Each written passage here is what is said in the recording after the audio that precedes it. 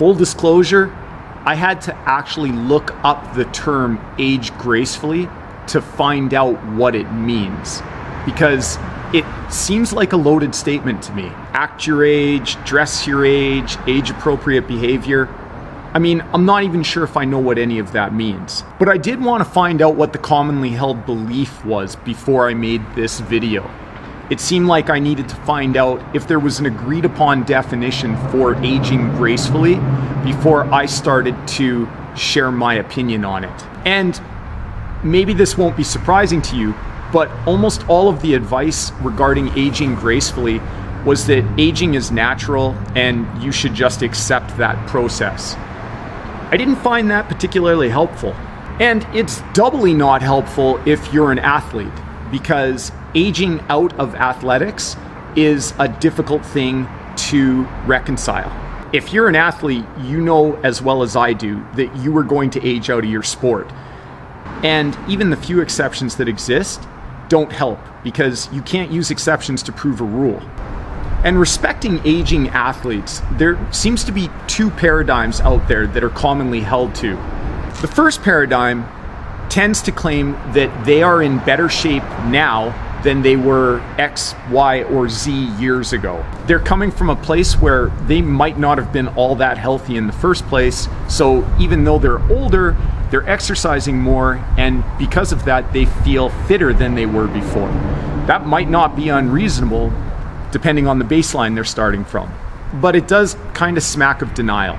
The second type is still pretty competitive. It's great to watch. It's something that you really enjoy partaking of if you're a spectator, and if you're the athlete, you feel pretty good about yourself because you're still doing well against younger competition.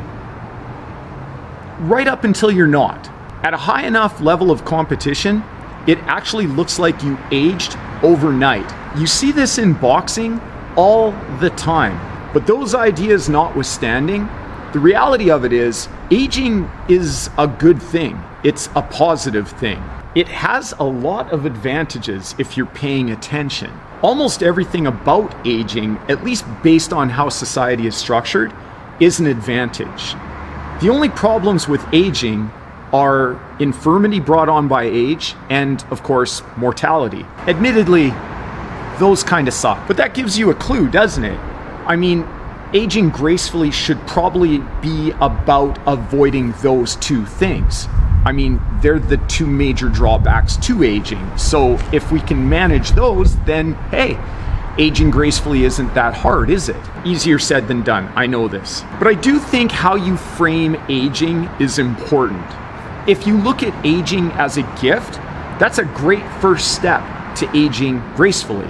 You're here, you're still alive. That's pretty cool. But one of the things that will undermine aging gracefully is that if you overemphasize your past or your identity in the past, it makes the present kind of less than ideal, and it makes the future look pretty grim indeed.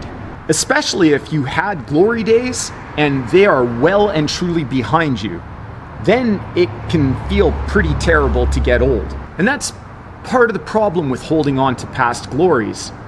The idea that if you hang on to them too hard, you feel trapped by them, because nothing is more intoxicating than past successes. It breeds the whole "don't you know who I am" kind of attitude, because when it comes right down to it, we all love the smell of our own fumes, don't we? So I do see that as a key to aging gracefully, not being trapped in your past, or more precisely, not being defined by it. Having something more going on in your life than just the things that you've accomplished. Because as I'm fond of pointing out, all glory is fleeting. This is true. So is life, if we're being honest. So what you realize when you view it through those filters is that getting older is a reward. So you might as well give yourself credit for it.